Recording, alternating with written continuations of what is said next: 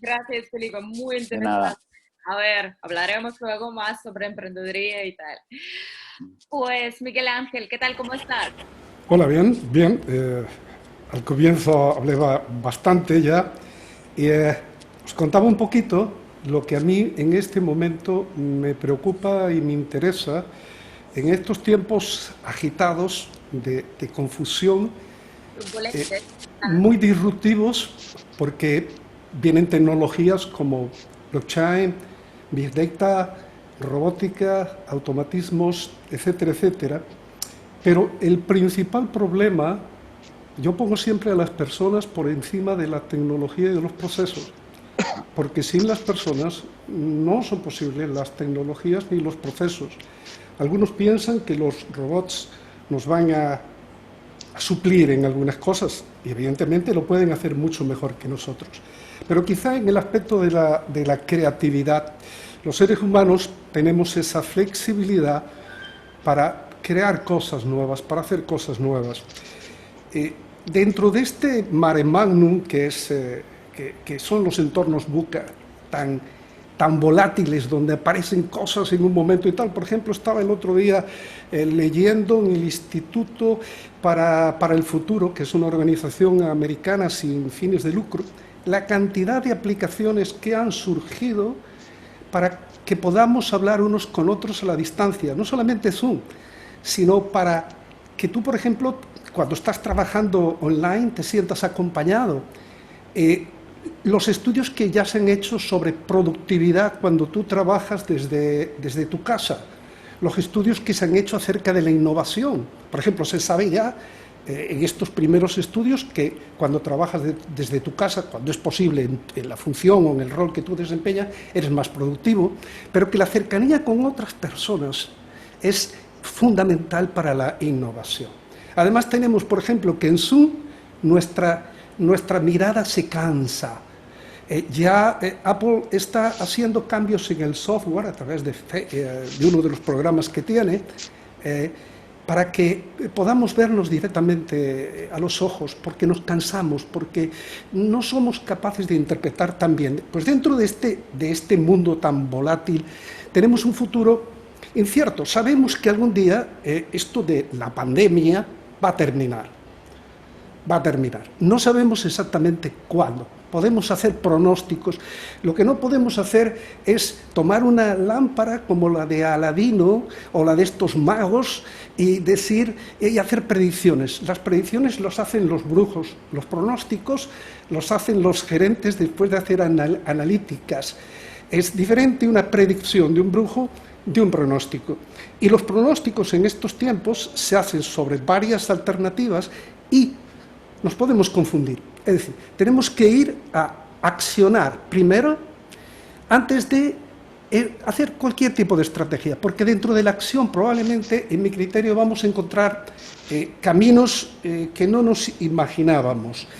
Y hay una serie de tendencias dentro de entornos VUCA, porque esto va a seguir, porque a medida que aumenta el poder de la computación, en esa misma medida nosotros vamos a tener siempre esa incertidumbre hacia el futuro. El poder de la computación va a permitir, y luego después la computación cuántica, que se hagan cosas increíbles. Ahora ya estamos entregando paquetes por drones, o tenemos coches que son autónomos y se van a conducir por ellos solos. Pero el problema fundamental es, para el futuro sabemos que la gente, por ejemplo, va a tener que cambiar muchísimas veces de profesión, pero va a tener que aprender cosas. Yo me voy a permitir, saqué de una serie de experiencias exitosas, no voy a citar a Amazon, ni voy a citar a Apple, ni voy a citar a Alibaba, ni a Google, porque son bien conocidas, pero hay una serie de experiencias exitosas de las cuales yo me he permitido sacar una serie de tendencias. La primera es: el centro tiene que estar en las personas, por encima de procesos y por encima de tecnología. Segundo, la agilidad de la cual tanto se habla tiene que ser una agilidad reflexiva, sin apresuramientos, porque entonces caes en la impulsividad, y cuando caes en la impulsividad probablemente te equivocas. La tercera es el desmontaje progresivo de burocracias piramidales. Digo de burocracias, la mente del burócrata es la mente del escritorio clerosis, es decir, es la mente de esas empresas que tienen que pasar por muchos estratos y por muchas capas para que se tomen decisiones, entonces no pueden responder ágilmente. Aparte de eso, están configuradas por CEOs tipo faraón y por reinos de taifas o reyezuelos o caciques que están dentro de unos núcleos que no se comunican bien unos con otros. Entonces hay un grave problema de comunicación. La tercera tendencia es la de la humanidad. Tomar en cuenta que todas las personas, seamos de donde seamos, del sexo que tengamos, del origen que tengamos, tenemos las mismas capacidades de creatividad. Simplemente los tienen que soltar para que entre en juego la inteligencia adaptativa. La cuarta es la actitud de propietarios de los empleados. La pregunta es, ¿cómo tú generas que mis empleados sean propietarios? Permíteles hacer cosas. Yo creo en la libertad y en la dignidad humana. La otra tesis, cuando tú estás sentado en la jerarquía, oye, es que puedo perder poder, es que yo solamente soy... Pero hay ejemplos, que yo voy a citar al final, sumamente exitosos.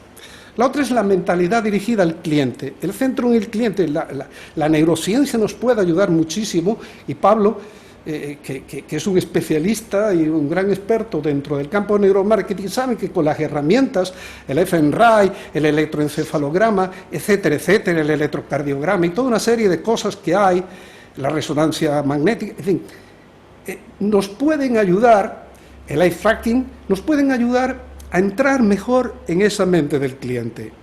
Aparte de eso, que la neurociencia para mí no solamente son estas herramientas, las neurociencias aplicadas toman lo mejor de la psicología, de la sociología, de la antropología, de la biología y de la química, en todos los conocimientos que pueden aportar algo sobre la mente y sobre el cerebro. Decía el señor... Dime. ¿Puedes dar una definición de neurociencia en una frase? Sí.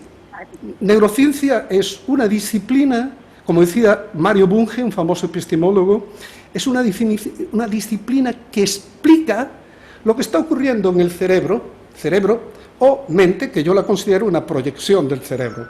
Este famoso epistemólogo argentino que murió, creo que era argentino, hace poco tiempo, la definió de esta manera: la psicología describe, la neurociencia explica, y cuando tú puedes de alguna manera explicar cosas como la percepción, como la atención, como la sincronía entre los seres humanos a través de las neuronas espejo, como las emociones cuando se hacen conscientes se convierten en sentimientos, como todas estas cosas que forman parte de la neurociencia pueden ayudar a la gente a explicar todo esto que yo estoy hablando de los ambientes de la gestión.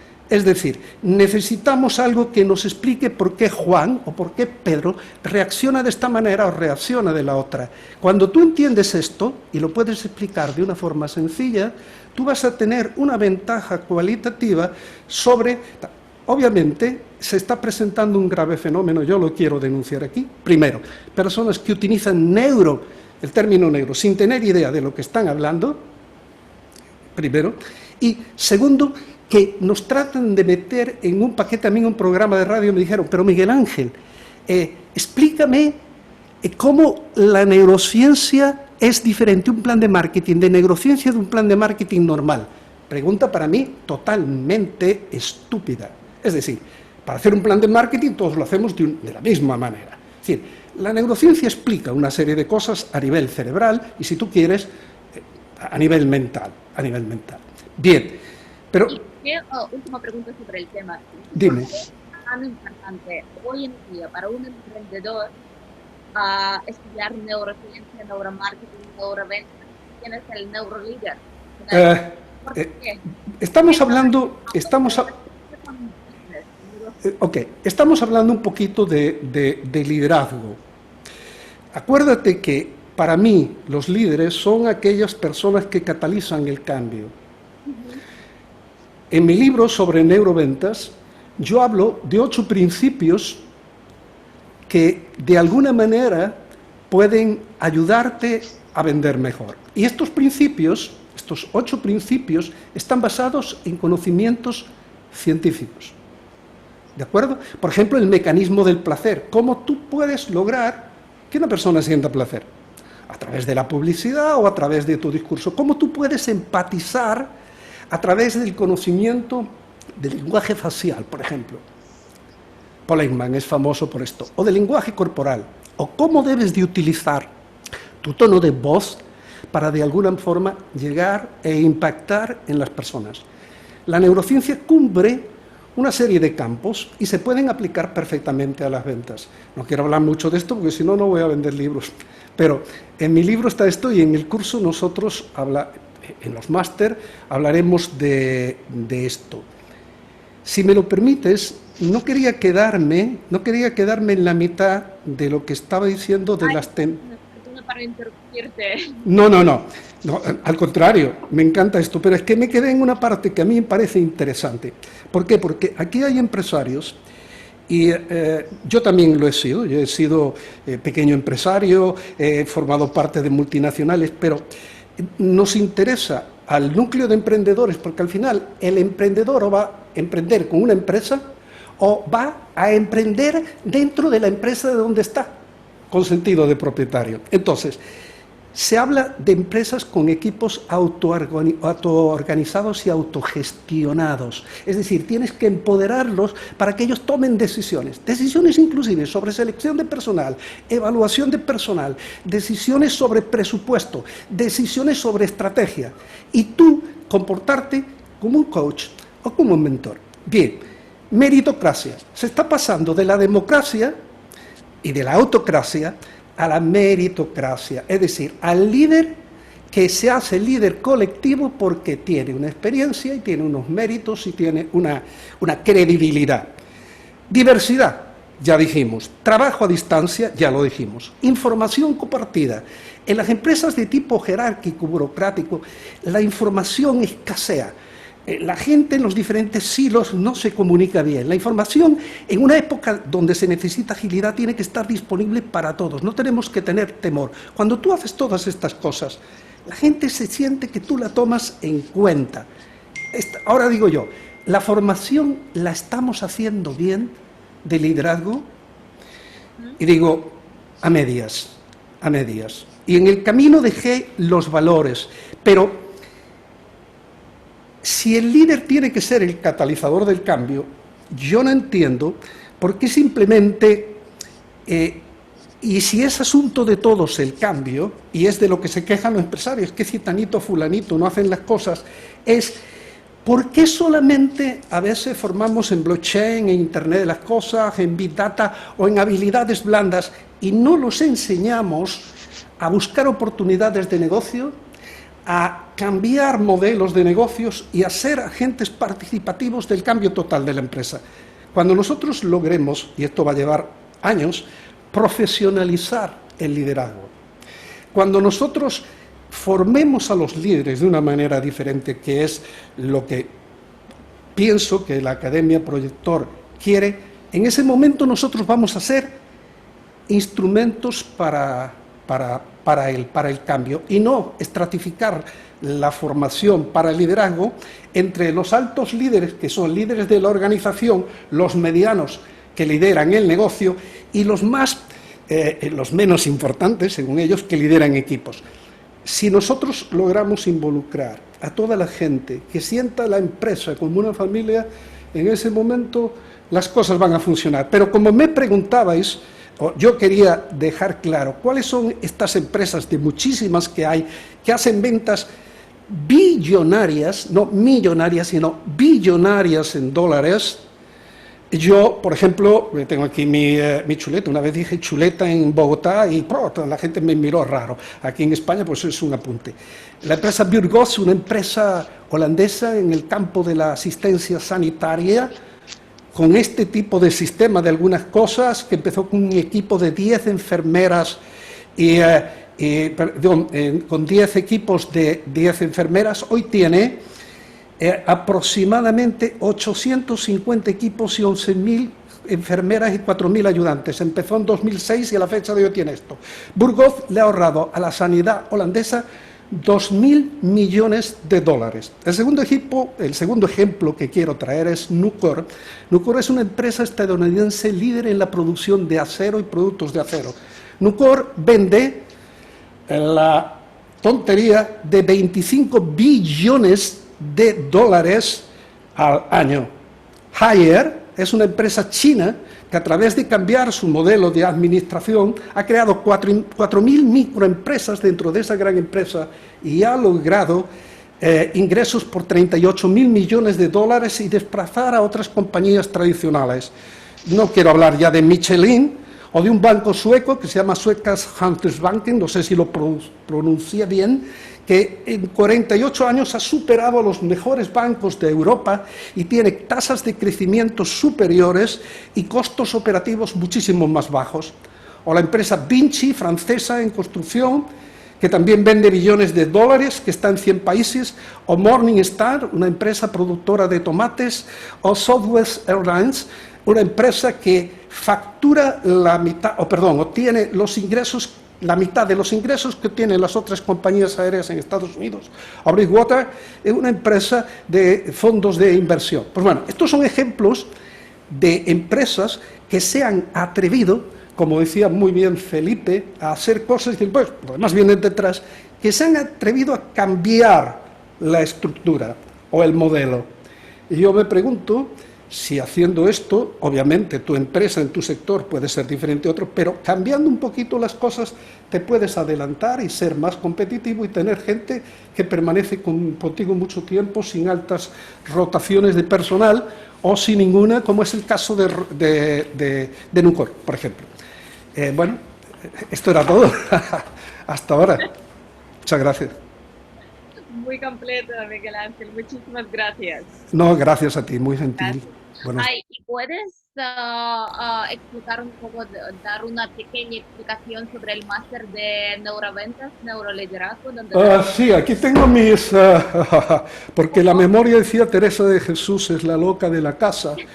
Y me perdonáis, sobre neuroventas, habíamos conversado sobre un programa, en la primera parte, que yo pienso que debíamos de hacer, pero esto obviamente está sujeto a discusión porque las cosas van cambiando, es comprender el cerebro y la mente del cliente. Es decir, comprender en líneas generales y de forma muy sencilla el funcionamiento del cerebro. La segunda parte sería la metodología de lo que yo llamo la venta consultiva neurorelacional. Es decir, el vendedor tiene que ser ya un asesor. Y entonces ahí tenemos 4 etapas, que son diagnosis de la necesidad, diferenciación de la propuesta, probar la ganancia y la comunicación cognitiva emocional. Esto. Y luego después tendríamos el proceso de ventas, cubriríamos todo el proceso de ventas que empieza en una primera etapa que es la de la prospección, luego después viene la etapa de la entrevista, luego después viene la etapa de, yo no le llamo objeciones, no me gusta. Me gusta contraargumentos, porque antes, ¿sabes? En la venta antigua era, a ver, a quién tú le ganabas, a ver a quién tumbabas, a quién le torcías la nariz o la oreja o le dabas una patada en los testículos. No se trata de eso. La venta se trata de que tú congenies con la persona.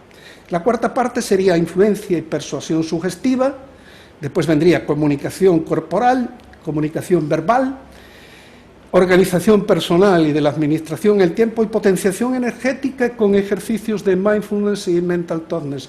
Esto sería en cuanto a ventas, pero con algo muy importante, es decir, tomando en cuenta la parte de la venta digital, que estaría intercalado en todo esto porque estoy hablando de un programa de la venta personal o la venta a la industria, donde había otro programa que era el de Neuromarketing On-Off, y en el Neuromarketing On-Off se habla de la venta digital.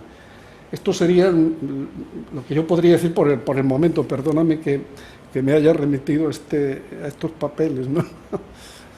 Gracias, Miguel Ángel. De nada, muy amable, gracias. Felipe, ¿tienes alguna pregunta, Miguel Ángel? ¿Cómo te ha parecido lo que acaba de decir Miguel Ángel? Me ha parecido estupendo.